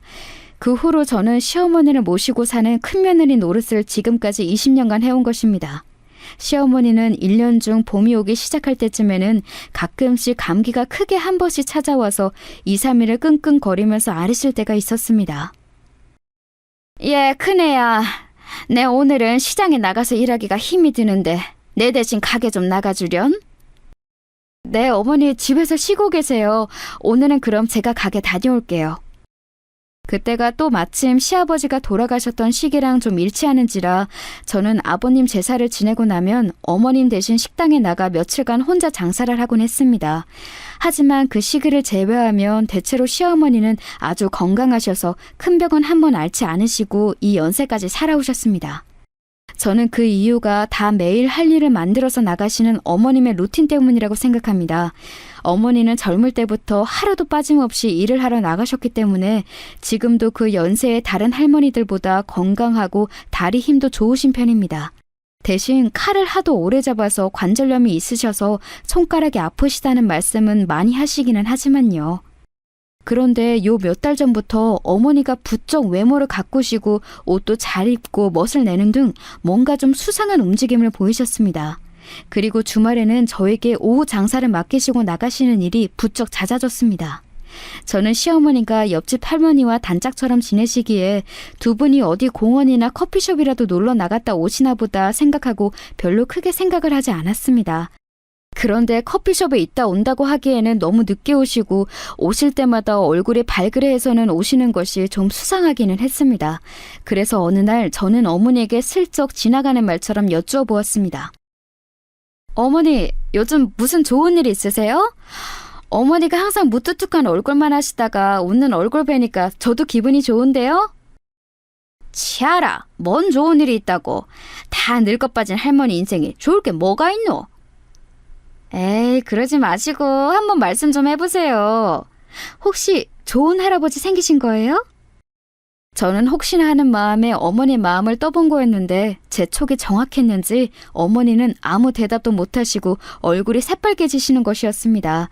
시아버지가 사고로 돌아가시고 나서 거의 40년을 청산과부로 지내오시던 어머니 인생에 드디어 봄이 왔나 보다 하고 저는 크게 기뻐하며 물었습니다. 어머니, 좋은 만남 가지시는 분 있으시죠? 어떤 분이에요? 혹시 사진 같은 거 있으시면 보여줘 보세요. 네? 아이다 그런 거. 그냥 친구다. 뭘 그렇게 알라곡하노? 그리고 애비한테는 절대 비밀이다. 알겠나? 내 이 나이에 누구 만나고 돌아다닌다고 하면 동네 사람들이 다들 한마디씩 할 거 아이가. 그럼 내가 남사스러워서 이 동네에서 못 산다. 절대 비밀이다. 알았지? 그럼요. 절대 말 안 할게요, 어머니. 그러니까 그분 사진 있으면 보여주세요. 어머니가 하신 말대로 절대적인 비밀이 있을 것 같지는 않았지만 저는 적어도 제 입으로는 남편에게 말 안 하기로 시어머니와 굳게 약속을 하고 나서야 어머니는 수줍게 핸드폰으로 찍은 할아버지의 사진을 보여주셨습니다. 그 노신사는 말끔하게 양복을 차려입고 중절모까지 쓴 잘생긴 로맨스 그레이였습니다. 왠지 그 번지르르한 얼굴을 본 순간 저는 마음 한구석에 불안감이 올라왔지만 얼른 그것을 싹 지우고 웃으면서 어머니께 핸드폰을 다시 돌려드렸습니다. 와, 어머니, 할아버지가 되게 잘생기셨어요. 어머니는 역시 눈이 높으신 것 같아요. 돌아가신 아버님도 엄청 잘생기셨잖아요. 그래서 제가 아버님 닮은 그이한테 반한 거고요. 그런데 어머니, 그 할아버지 만나신 지 얼마나 되신 거예요? 내 이 할배를 알게 된 건 올해 초 구민회 간 노래 강습 시간 아니나. 거기서 알게 된 거다. 그리고 내 말해 두는데 그 영감이랑 사귀는 거 절대 아니다. 알았나? 네네, 알겠어요. 친구로 잘 지내시면 되죠. 그러다가 더 좋아지시면 전 같이 사셔도 괜찮을 것 같아요. 어머니 40년 동안 혼자 외롭게 사셨잖아요. 애비도 그렇고 시동생들도 아마 이해할 거예요. 제가 웃으면서 어머니께 말씀드리니 어머니 얼굴이 더 빨개지시는 게 아니겠어요? 혹시나 하는 희망을 가지고 계신 게 보였습니다. 그리고 정말 진심으로 그 할아버지를 좋아하시는 것 같았습니다. 그날은 그렇게 시어머니와 가볍게 몇 마디 나누고 지나갔는데 어머니는 그 후부터 마음이 놓이셨던 것인지 밤 마시를 점점 늦게 그리고 자주 다니시는 것이었습니다. 저는 좀 걱정이 되어 남편에게 말했습니다. 요즘 어머니 밤에 너무 늦게 들어오시네. 당신이 뭐 하시는 건지 한 번 좀 물어봐. 나한테는 영 남사스럽다고 말씀을 안 하시네. 됐다. 노인네, 그런 재미로라도 좀 지내야지. 맨날 집안에서 궁상만 떨고 그러면 우울해져. 그러니 니도 아무 말 말고 모른 척 해버리라. 알겠나? 뭐 당신이 그렇게 긍정적이면 다행이긴 한데 나는 좀 걱정이 되네. 저는 사연을 알고 있는 사람으로서 어머니가 늦게까지 무슨 일에 빠져 계시는지를, 아니 그 할아버지에게 무슨 일을 당하시는 건 아닌지 걱정이 되기 시작했습니다. 어머니는 그 할아버지를 친구로 생각하실 수는 있지만 남자들은 젊으나 늙으나 여자에 대한 생각은 다 똑같잖아요. 혹시나 원치 않는 사건이 생길까봐 저는 가슴을 졸이며 어머니께 몇 번을 물어보고 확인을 해야 했습니다. 어머니, 요즘 그 할아버지 자주 밤에 만나시는 것 같은데 그분이 신사적인 분인 거 맞죠? 혹시나 어머니께 해코지하거나 하는 일이 있으면 꼭 저한테 말씀하세요. 부끄럽다고 생각하지 마시고요. 애비한테는 얘기 안 할 테니까요. 니는 뭐 그래 쓸데없는 걱정을 하노? 네, 그 영감이랑 손잡는 거 외에는 절대 아무것도 안 할 테니까 걱정 마라. 내도 이래 늙어갖고 그런 짓 못한다 아이가. 아이, 그러시면 다행이긴 한데 저는 어머니가 원치 않게 그분이 하자는 대로 할까봐 그게 걱정이 돼서 그래요. 어머니가 재혼이나 그런 생각이 있으시면 상관은 없는데. 아이다, 이 나이 돼서 남사스럽게 무슨 재혼이가. 쓸데없는 소리 하지도 마라. 내 그 영감이랑 그런 사이까지 아이다. 걱정하지 마라. 시어머니는 얼굴이 발그레해져서는 손사래까지 치면서 강하게 부정을 하시는 것이었습니다. 그러나 어머니가 그런 반응을 보이실수록 저는 어머니가 그 할아버지랑 깊은 관계가 된 것 같아서 점점 불안감이 커져갔습니다. 그런데다 요즘에는 손에 끼던 반지나 금목걸이 같은 것을 어머니가 끼고 나갔다가 안 하고 돌아오시는 것을 보았습니다. 그러면서 어머니는 점점 말을 잃어버리신 사람처럼 멍하니 계시거나 식당에서 일을 하시다가도 잠깐 정신이 없어 보이셨습니다. 어머니가 유리컵을 깬다거나 반찬을 흘리시는 등의 초보적인 실수가 잦아지자 어느 날 저는 불안한 마음을 감추지 못하고 어머니를 가게 뒤로 따로 불렀습니다. 어머니, 무슨 일 있으신 거 맞죠? 요즘 너무 실수가 잦으세요. 꼭 정신이 딴 데 가 있으신 것 같아요. 그 할아버지하고 무슨 일 있으시죠? 애비한테 절대 말 안 할 테니까 저한테만 얘기해 보세요.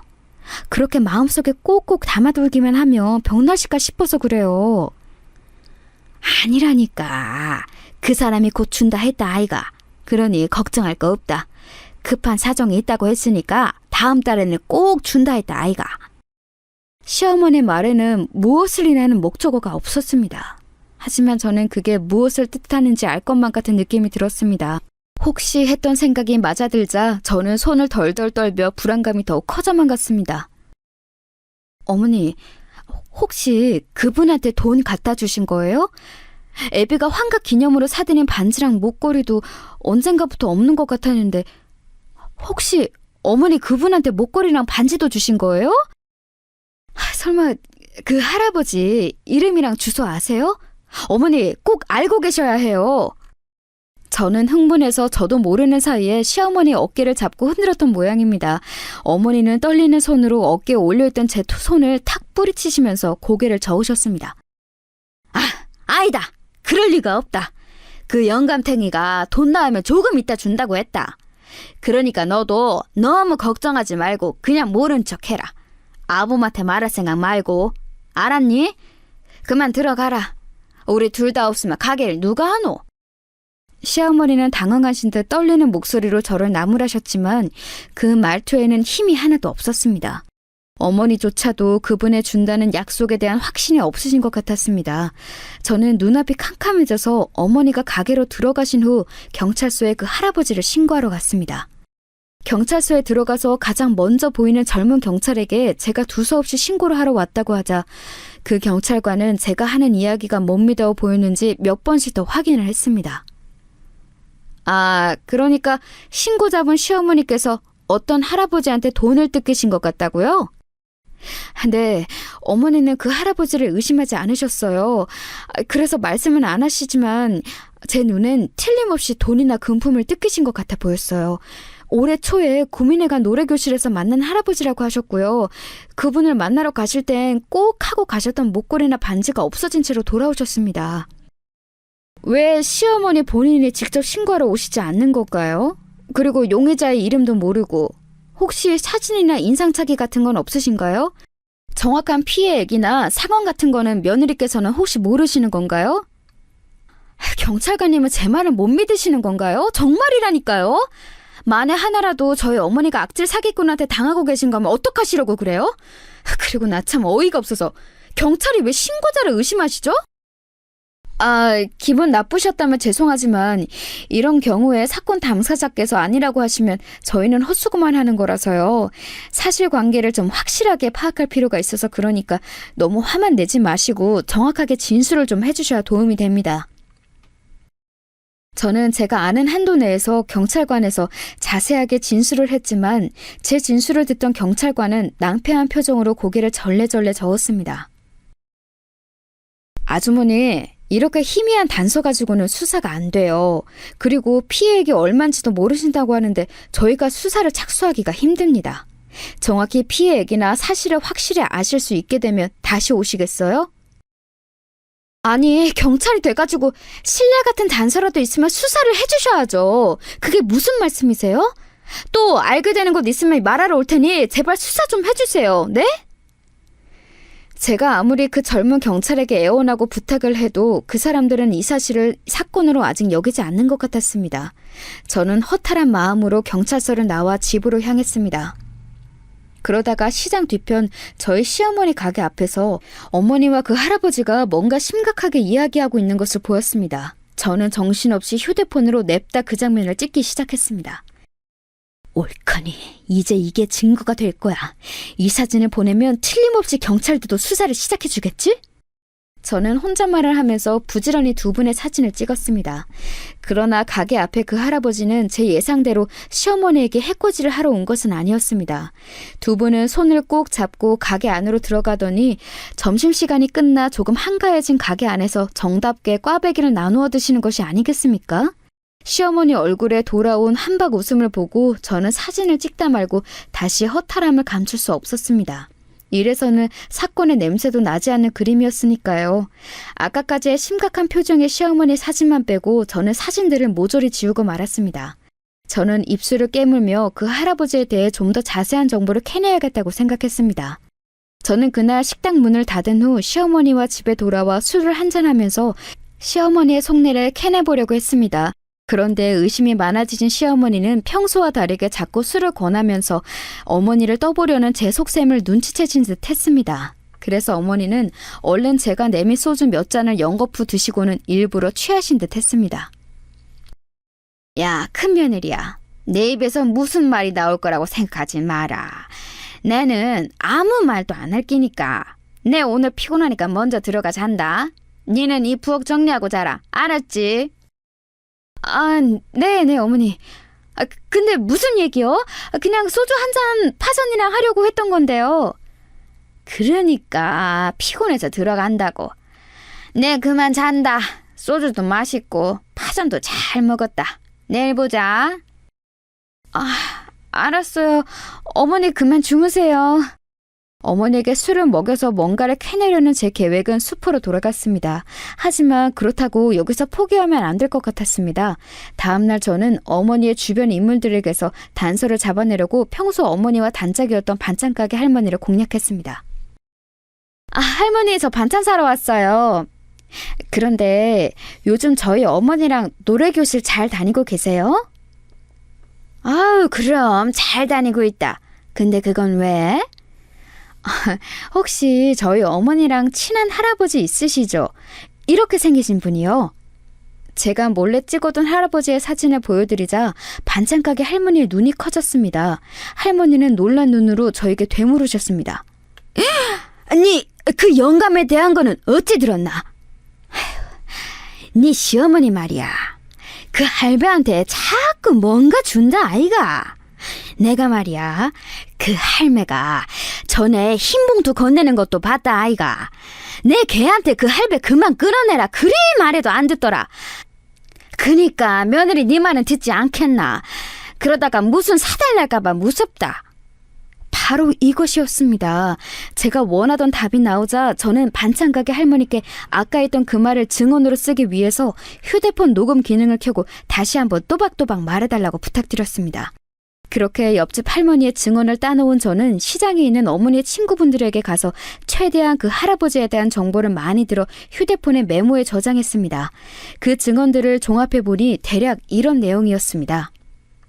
그 할아버지는 3개월 전부터 어머니에게 친한 척 접근했다. 그전에는 부산의 다른 곳에서 살았던 것 같다.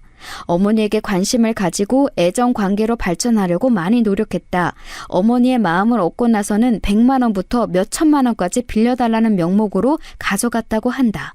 일정한 직업을 가진 사람은 아닌 것 같고 자신을 건물주의 연금 생활자라고 소개했다고 한다. 악기를 잘 다룬다. 이게 전부 사실이라면 어머니는 아무래도 제비 같은 사기꾼에게 당하고 있는 게 아닌가 하는 생각이 들었습니다. 뭔가 처음부터 할아버지의 인상이 너무 번지르르 한 게 사기꾼의 냄새를 강하게 풍기는 것 같았는데 제 촉이 맞았습니다. 저는 이 할아버지의 정체를 확실히 까발려서 경찰에 다시 신고를 해야겠다고 생각했습니다. 그 후에 기함할 만한 사건이 일어날 줄은 아직 모르고 말입니다. 시장 할머니들의 증언을 들은 지 이틀 후에 그 끔찍한 사건이 일어났습니다. 그날따라 새벽 5시에 일찍 잠이 깬 저는 알 수 없는 고요함에 불길한 생각이 들어 어머니의 방에 들어갔습니다. 저희 어머니는 잠이 없으셔서 새벽 4시부터 깨어 계시면서 TV를 보시는 습관이 있으셨는데 그날은 어머니 방에 불이 꺼진 상태로 아직 TV 소리도 들리지 않았기 때문이었습니다. 적막하고 어두운 방 안에서 훅 끼치는 역한 구토 냄새에 저는 저절로 인상이 찌푸려졌습니다. 어머니, 일어나셨어요? 아직 주무시나? 어머니? 네, 그만. 어머니, 정신 차리세요. 이게 무슨 일이에요? 어머니, 여보, 어머니가 이상해. 빨리 와봐. 저는 너무나 놀라서 남편을 소리쳐 부르고는 119에 긴급하게 신고를 했습니다. 어머니는 응급실로 옮겨져서 위세척을 하게 되었고 6시간 후에 간신히 눈을 뜨셨습니다. 의사는 어머니가 수면제를 과량 복용하셨다고 했습니다. 남편은 자다가 날벼락 같은 일을 당하니 정신이 없는지 어깨를 덜덜 떨면서 멍하니 초점 없는 눈을 하고 있었습니다. 저는 얼른 남편에게 다가가 그의 떨리는 어깨를 안아주며 위로해 주었습니다. 당신 괜찮아요? 어머니 이제 정신도 드셨고 며칠 푹 쉬시면 괜찮아지신데 약을 많이 드신 것도 아니라서 금방 퇴원하실 수 있으니까 너무 걱정 말아요. 오늘은 중환자실에 계실 거니까 내일 나랑 같이 와요, 응? 내는 모르겠다. 도대체 우리 엄마가 자살을 시도한단 말이고 그런 일이 뭐가 있다고. 당신 혹시 뭐 아는 거라도 있나? 저는 어머니가 끝까지 아들들에겐 입을 다물어 달라고 당부해 놓으신 터라 남편에게도 그 부분은 사실대로 말할 수 없었습니다. 저는 침통한 표정으로 고개를 흔들 수밖에 없었습니다. 어머니가 약을 먹고 극단적 선택을 시도하신 것이 시동생들과 동서들에게도 알려졌습니다. 시동생들은 병상의 양쪽에 서서 시어머니의 손을 잡고 울고 있었고 형과 어머니를 나무랐습니다. 이 무슨 일이고? 이 나이에 뭐 힘든 일이 있다고 울 엄마가 이러노? 형 니는 뭐 알 거 아이가? 엄마가 이런 생각하는 거 그리 까맣게 몰랐다고? 그게 말이나 되나? 엄마, 내 엄마 없으면 못 산다. 그러니까 오래오래 살아 주이소. 다시는 절대 이런 못난 생각하시면 안 된다. 알았나? 동서들도 어두운 얼굴로 깊은 잠이 드신 시어머니를 지켜보았습니다. 저는 제가 알고 있는 사실을 시동생들한테는 말 못해도 동서들에게는 같이 공유하겠다고 마음먹고 동서들을 병실 밖으로 불러내었습니다. 형님, 무슨 일이에요? 어머니 뭐 우리한테 숨기시는 거 있죠? 아니, 그렇게 억척스러운 분이 갑자기 왜 죽을 생각을 해요? 앞뒤가 안 맞잖아요. 형님, 말하기 좀 그렇지만 혹시 어머니 금전적으로 사기당하신 거 아니에요? 평소에 저보다 더 예리한 촉을 가지고 있는 작은 동서가 저한테 딱 맞는 말을 하지 않겠어요? 저는 동서들의 귀에다 대고 이제까지 제가 알아냈던 정보를 모두 얘기해 주었습니다. 제 말을 다 들은 동서들은 화가 나서 말했습니다. 아니, 이렇게 되기 전에 경찰한테 신고를 했었어야죠. 형님은 뭐 하신 거예요? 내가 경찰에도 신고했었지. 그런데 아직 사건이 아니라고 하지 않겠어? 그때는 뭔가 단서 같은 것도 적었고 아무튼 내가 동네 경찰서 가서 아무리 수사해달라고 해도 사건 성립이 아직 안 된다고 하더라고. 제 대학 동기가 변호사거든요. 제 친구한테 부탁해 놓을게요. 그 할아버지 진짜 사기꾼 냄새가 풀풀 나는데 좀 더 알아보고 고발해 버려야겠어요. 그래, 든든하다. 동서 고마워. 꼭 좀 알아봐줘. 우리는 우리끼리 복수할 방법 좀 생각해보자. 그래요. 그 영감탱이 감히 우리 어머니를 건드려? 내 영감을 그냥! 고등학교 때 일진이었던 큰동서가 분을 못 참고 주먹을 꽉 쥐며 이를 박박 갈았습니다. 저는 그런 큰동서를 보며 마음속으로 큰동서의 비위는 절대 건드리지 말아야겠다고 다짐했습니다. 저와 큰동서는 그 다음날 시어머니가 다니시던 노래교실에 나갔습니다. 수업 시작하기 전에 그 노래교실의 강사를 따로 만나 할아버지의 신상에 대해서 조금 더 알아본 저와 큰동서는 할아버지가 노래교실을 마치고 구민회관을 나가자 몰래 그 뒤를 밟았습니다. 그 노인은 노인치고는 허리도 굽지 않았고 걸음걸이도 힘찬 편이었습니다. 저는 할아버지를 미행하면서 점점 숨이 턱까지 차오르는 것을 느꼈습니다. 동서, 나 저 할배 못 따라가겠다. 노인네가 왜 이렇게 걸음이 빨라? 형님, 내가 끝까지 따라가 볼 테니까 천천히 오세요. 어디 들어가면 제가 문자 보낼게요. 그래, 알았어. 숨 좀 고르고 곧 따라갈게. 끝까지 놓치지 말고 좀 부탁할게, 동서. 저는 땅바닥에 철푸덕 주저앉아서 가슴을 부여잡고 숨을 골랐습니다. 그렇게 조금 앉아서 휴식을 취하고 있으니 동서의 문자가 왔습니다. 동서는 어느 프랜차이즈 커피숍에 들어가 있다고 하면서 그곳에 주소를 보내주었습니다. 저는 급하게 지도를 켜고 거기를 찾아 들어갔습니다. 그 노인네는 뻔뻔하게도 다른 할머니에게 붙어서 점잖게 커피를 마시고 있는 것이 아니겠습니까? 그 테이블에서 좀 떨어진 외진 곳에서 동서가 제게 손짓을 하면서 그 노인네를 힐끔힐끔 감시하고 있었습니다. 저는 동서가 있는 테이블로 가자마자 큰 동서에게 그동안 일어난 일을 물어봤습니다. 어떻게 되고 있는 거야? 저 노인의 타겟이 여러 명인 건가? 아니면 우리 시어머니는 이제 담을 다 빼고 배신한 거야? 그건 자세히 모르겠고 귀 기울여 들으니까 저 노인네가 여러 달이 걸친 건 확실해요. 저 할매도 그 마수에 걸레든 불쌍한 어린 양인가 봐. 아까 들은 바로는 건물을 사야 하는데 돈이 안 들어와서 5천만 원 정도 필요하다고 저 할머니한테 빌려달라고 하는 것 같았어요. 그래? 확실하지? 우리 어떡할까? 저 노인네 꼼짝 못하고 경찰서에 쳐넣을 수 있는 방법 없겠어? 그러면 이렇게 하는 건 어떨까요, 형님?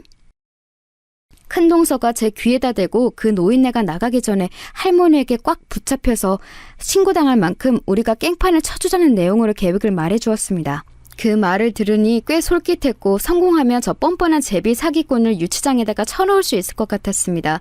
저와 동서는 마주보고 고개를 끄덕하고는 비장한 표정으로 한참 앞에 있는 먹잇감을 새치혀로 홀리고 있는 할아버지에게 다가갔습니다. 우선 큰 동서가 사기꾼의 앞에 쓱 나타나서 소리쳤습니다. 아버지, 여기서 뭘 하시는 거예요? 또 요양병원에서 나오신 거예요? 아이고, 내가 못 살아. 정신머리 없으신 분이 몸은 왜 이리 건강해가지고 자식 새끼 속이나 속이고. 얼른 나가요, 나가.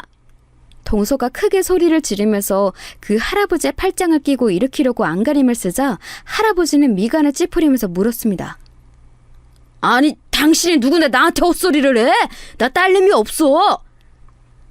아이고, 우리 아버지 또 헛소리 시작하시네. 할머니, 사실 이분 저희 아버지인데요. 지금 치매 걸리셔서 누구한테든 아무 말이나 하고 다니시는 거예요. 그러니까 얼른 신고 좀 해주세요. 네? 저는 화분 뒤에서 숨어 있다가 큰 동서가 그 노인을 붙잡고 매달리자 얼른 등장해서 큰 소리로 외쳤습니다. 아이고, 여보!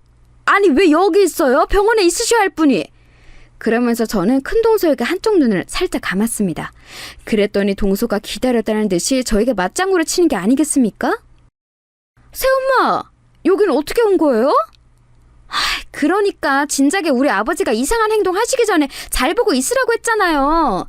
그러라고 내가 새엄마한테 월급 주는 거 아니에요? 계속 이러면 저 새엄마 자를 거예요?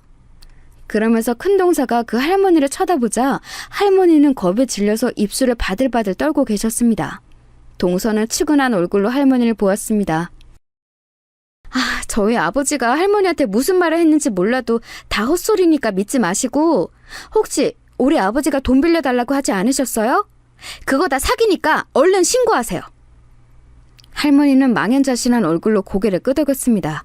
그리고는 급히 112를 눌러 경찰에게 그 노인네를 신고하셨습니다. 그 제비 사기꾼은 불쌍할 정도로 얼굴에 경련을 일으키더니 화를 내면서 버럭 소리를 질렀습니다. 아니, 이년들이 미쳤나? 나 치매 아니야. 그리고 누가 내 딸이고 누가 내 마누라야? 어디서 나타난지 오늘 처음 보는구만. 이년들이 이거 안 놔? 니들이야말로 경찰에 신고당하고 싶어? 이제야 본색을 드러낸 그 사기꾼에게 저는 시원하게 소리를 질러주었습니다. 그동안 큰 동서는 그 노인의 팔을 꺾어 등 뒤로 돌려 도망 못 가게 꽉 잡고 있었습니다. 어허, 그래. 경찰 불러, 이 노인네야. 말 잘했다. 당신 이미순이란 이름 알지? 그분이 우리 시어머니야. 당신은 우리 어머니한테 뜯어간 1억 어쨌어. 그리고 군목권이랑 금반지 그거 다 안 내놓으면 오늘 당신 제대로 인생 종친 줄 알아. 이 미친 노인네야. 제가 카페 안에서 큰 소리로 그 사기꾼의 죄장을 낱낱이 까발리자 카페에 있던 손님들이 모두 웅성거리며 하나둘씩 그 노인네의 사진을 찍었습니다. 큰 동서 역시 그 사기꾼의 팔을 틀어쥔 채 고래고래 소리를 질렀습니다. 내가 그 이미순 씨 둘째 며느리야. 어디서 우리 시어머니한테 사기를 쳐? 이 미친 노인네가. 우리 어머니가 그렇게 호구처럼 보였어? 동네 사람들, 얼른 이 사기꾼 제비새끼 신고 좀 해주세요. 절대로 도망 못 가게 얼굴도 박제해버리시고요. 이 사기꾼 때문에 저희 어머니가 약 드시고 자살 시도하셨어요. 이런 악질은 죽을 때까지 교도소에서 콩밥 처먹어야 해요. 뭐라고? 이미순 씨가 자살 시도? 나 책임 없어. 내가 그런 거 아니야. 이거 놔. 얼른 안 놔? 손님들은 그 경악할 만한 사기꾼의 실체를 알게 되자 욕을 하면서 그 노인에게 손가락질을 했습니다. 곧 경찰들이 출동했고 그 제비 사기꾼은 경찰차를 타고 가서 유치장에 갇히는 신세가 되었습니다. 저와 큰동서는 불쌍한 우리 시어머니의 복수를 아주 제대로 해준 셈이었지요. 그 후 저와 큰동서는 어머니가 깨어나셨다는 전화를 받고 다시 어머니가 계신 병원으로 갔습니다. 어머니는 우리가 병실로 들어서자 하염없이 눈물을 흘리시면서 제 손을 꼭 잡고 말씀하셨습니다. 아이고, 내 니한테 너무 미안하다.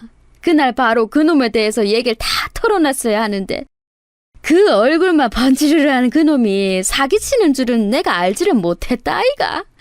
미안하다. 내 너무 창피하고 분에 못 이겨서 이런 짓을 저질렀지만 죽고 싶지 않았어. 그놈의 새끼 제비 새끼였다. 아, 어머니 말 많이 안 하셔도 돼요. 저희들 그동안에 있었던 일들 다 알아요. 그리고 어머니가 사기 당하신 돈 저희가 다 찾아드릴 수 있으니까 어머니는 마음 편하게 몸 회복하시는 거에만 신경 쓰세요. 네? 뭐라고? 알고 있었다고? 아니, 너희들이 그걸 어떻게 알았어? 그리고 그 노인네 진짜 사기꾼이었어? 나는 내 촉으로만 감잡고 말한 거였는데 그걸 어찌 알았나? 어머니 친구분들이 다들 그러시더라고요. 그 제비 새끼 경찰서에 붙잡혀 갔으니까 걱정하지 마시고요. 어머니 얼른 밥 많이 드시고 일어나세요. 제 입에서 사건의 경위가 술술 풀려나오자 진짜로 놀란 건 어머니뿐만이 아니었습니다. 시어머니 옆에 있던 남편 역시 눈이 휘둥그레져서 저에게 질문을 퍼부었습니다. 아니, 당신은 이런 일 있으면 나한테 의논을 했어야 되는 거 아이가? 왜 우리 아들들만 까맣게 모르게 했단 말이고. 그래, 당신 어디 다치진 않았나? 재주씨도 괜찮은 거죠? 네, 저희는 괜찮아요. 저희가 그 노인을 꽉 잡고 단단히 망신을 줘서 경찰서로 보내버렸으니까 아주버님은 걱정하지 마세요. 이제 공장으로 가보세요. 자리 너무 오래 비우시면 또 안 되잖아요. 아, 그래. 내 면목이 없다 아이가. 당신이랑 재주씨에게 큰 신세 졌네. 이번 일로 우리 아들들도 어머님한테 나쁜 놈들 들러붙지 않게 신경 좀 써야겠구만. 그럼 재주씨 다음에 봐요. 여보, 내는 이만 공장에 가볼게. 저는 병실을 나가는 남편에게 고개를 끄덕이고 어머니를 일으켜 드렸습니다. 어머니는 눈물을 흘리며 양쪽에 선 저와 큰동서의 손을 꼭 잡고 말씀하셨습니다. 네, 너희들 덕분에 살았다 아이가. 내가 깜빡 속아가지고 그놈한테 줬던 돈 1억 못 찾을까 싶어서 얼마나 마음을 졸였는가 모르겠다. 그러다가 내 혼자 도저히 해결할 길이 없어서 약을 먹었던 거야. 미안하다. 내 며느리들 아니었으면 억울하게 죽은 원기로 떠돌 뻔했다 아이가. 어머니 그런 말씀 마세요. 가족이란 게 뭐예요. 다 같이 힘을 합쳐서 어려운 일들을 헤쳐나가라고 하는 거잖아요. 앞으로도 작은 일이라도 있으시면 꼭 저희한테 말씀해 주세요. 아셨죠? 그래, 알겠다. 내 진짜 고맙대. 너희들 아니었으면 지금쯤 어떻게 됐을지. 내는 진짜로 끔찍하다. 어머니는 걱정 마시고 몸만 회복하세요. 우리 집안의 기둥이신데 약해지시면 어떡해요. 우리 이번 일은 액땜했다고 생각하고 얼른 다시 일상으로 돌아가요, 우리. 저와 큰동서는 마음을 다해서 어머니를 위로해드렸습니다. 이제야 조금 마음이 풀리셨는지 어머니는 병상에 앉아 식사를 한술 뜨시고는 다시 눈을 감으셨습니다. 고른 숨을 내쉬며 잠이 드신 어머니 손을 이불 속에 넣어드리고서 나서 저와 큰동서는 병실을 나왔습니다. 그때 작은 동서에게 전화가 왔습니다. 형님들이 그 노인네 경찰서에 가둬놓았다면서요? 잘하셨어요. 알아보니까 부산시 내에서 그 할배 아주 유명한 제비 사기꾼이었더라고요. 어머니 말고도 피해자가 아주 많아요. 게다가 수배 전단까지 돌리면서 잡으면 개인적으로 현상금을 건 피해자들도 있더라고요. 제 변호사 친구에게 말해서 검찰에 기소하고 손해배상까지 청구해달라고 부탁해놨어요. 그러니 나머지는 제가 알아서 할게요. 수고하셨어요. 그래, 동서도 수고했다. 어머니 이제 깨어나셨고 괜찮으니까 내일 보자. 알았지? 그럼 쉬어. 저는 그 후 큰동서와 함께 집으로 돌아왔습니다. 어질러진 집을 제대로 정리하고 저와 동서는 시장에서 족발을 사와서 소주와 함께 먹으면서 오랜만에 도란도란 얘기를 나누었습니다. 아까 형님 연기 실력 좀 괜찮던데요? 어디서 배우신 거예요? 사전에 연습도 없었는데. 그러는 동서야말로 아주 거짓말이 술술 나오던데? 우리 둘이 이렇게 합이 잘 맞을 줄은 몰랐어. 나 그동안 동서 조금 무서웠거든. 사실 나 동서가 주먹 줄 때마다 흠칫했다? 몰랐지? 아니, 내가 무슨 깡패예요? 주먹을 쥐긴 내가 왜 쥐어요? 아무튼 이번 일 끝나면 어머니 모시고 여행이나 한번 가요. 아, 우리 남자들 놔두고 아예 여자들끼리만 여행 가는 거 어떨까요? 와, 그래, 그러자. 정말 좋은 생각이다. 이번 기회에 남편들한테도 집안일과 육아의 강도가 얼마나 센지를 알려줘야지. 그래야 마누라 귀한 줄도 알 거 아냐. 안 그래? 우리 형님, 맏며느리 노릇하느라 많이 힘드셨던 모양이네. 앞으로 그런 곤란한 일들 있으면 저한테도 얘기해 주세요. 어머니 며느리가 셋이나 있는데 저희들도 형님 집 나눠서 줘야죠. 우리 몰래 앞으로 뭐 하지 말아요. 그래, 알았어. 동서 고마워. 이번 일 동서의 도움이 컸다. 우리 앞으로 어머니 잘 모시고 서로 소통하면서 어려운 것도 기쁜 일도 반으로 나누자. 지나치게 감격한 저의 말투에 큰동서가 빙그레 웃으며 제 손을 잡았습니다. 여자끼리 손을 잡고 있으니 조금 쑥스럽기도 했고 그동안 조금 어색했던 동서들과의 사이가 좀 더 가까워진 것 같아서 따뜻한 마음도 생겨났습니다. 오늘 여기서 자고 갈래? 오늘 남편 야근으로 밤새 한다고 했거든. 애들이야 있지만 그래도 동서가 같이 있어주면 나 정말 든든할 것 같은데. 그래요. 남편한테 전화해서 애들 잘 씻기고 재우라고 하고 올게요. 그날 밤은 동서와 함께 오랜만에 고등학교 동창생을 만났듯 깔깔거리며 웃고 수다도 떨면서 새벽까지 재미있는 시간을 보냈습니다. 다음 주에 저희 시어머니는 퇴원을 하십니다. 사실 이제 몸은 거의 회복이 다 되셨지만 정신의 안정까지 고려해서 더 푹 쉬시라고 다음 주까지 2, 3일 더 병원에 계시기로 했습니다. 어머니가 퇴원하시고 그 사기 사건이 다 해결되고 나면 저희 며느리들과 함께 태국으로 여행을 가려고 준비 중입니다. 이번에는 경찰에서 허술하게 수사를 하는지 제대로 하는지 꼭 알아보고 조금이라도 빠진 진술이나 증거가 없는지 꼼꼼하게 챙길 작정입니다. 처음에 제 신고를 제대로 받아주지 않고 허술한 대응을 했던 경찰서에 가서 그 젊은 경관에게 사과도 받아냈습니다. 아주머니 이거 정말 면목이 없네요. 죄송합니다. 제가 조금만 더 빠릿하게 대응을 했더라면 시민분이 고생을 하지 않으셔도 될 뻔했는데 정말 사과드립니다. 그래요. 경찰관님이 해야 될 일인데 저랑 동서가 했죠. 앞으로는 작은 사건이라도 놓치지 마시고요. 시민의 말에 귀를 좀 기울여 주세요. 일 열심히 하고 욕먹으면 안 되잖아요? 저희 어머니 사건 낱낱이 파헤쳐서 제대로 피해자 벌 주세요. 제가 바라는 건 그것밖에 없으니까요. 네네 알겠습니다. 아주머니 정말 면목 없습니다. 안녕히 돌아가세요. 그 사기꾼 노인네는 갇혀서 이제 형량구역만 남겨두고 있다고 합니다. 그리고 현상금을 걸었던 피해자를 만나 저희들은 사례비를 조금 받았습니다. 그 피해자들은 악랄한 그 노인네에게 속아 저희 어머니보다 더 많은 금액을 사기당하고 눈에 불을 켜고 그놈을 찾고 있었다고 하더라고요. 현상금은 500만 원이었지만 저희는 양심적으로 200만 받았습니다. 피해를 당한 할머니는 눈물을 흘리면서 저희에게 연신 고맙다고 인사를 하셨습니다.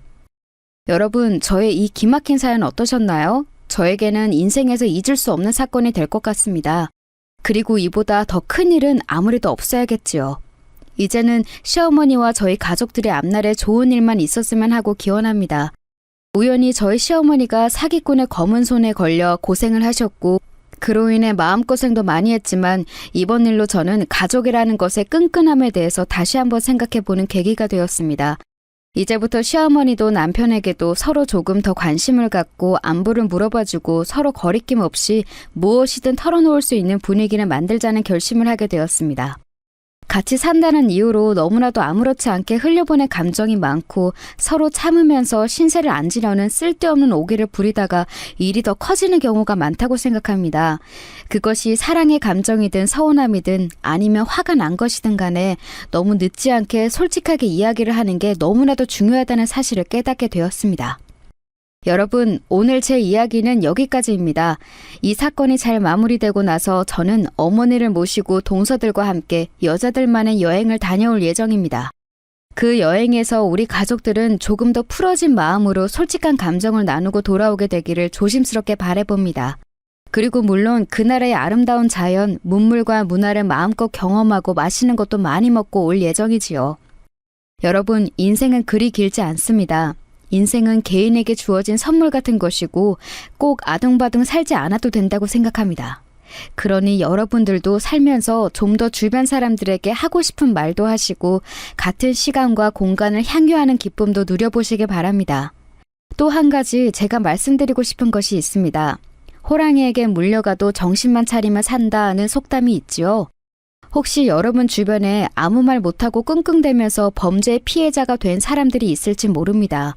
그게 본인에게 일어난 일이든 주변 사람의 일이든 절대 숨기거나 혼자 해결하려고 하지 마세요. 누가 됐든 머리가 모이면 더 아이디어가 많아지고 해결의 실마리가 보이게 될지도 모르는 일이니까요. 저의 긴 글 읽어주셔서 감사합니다. 여러분들 건강하시고 행복하세요.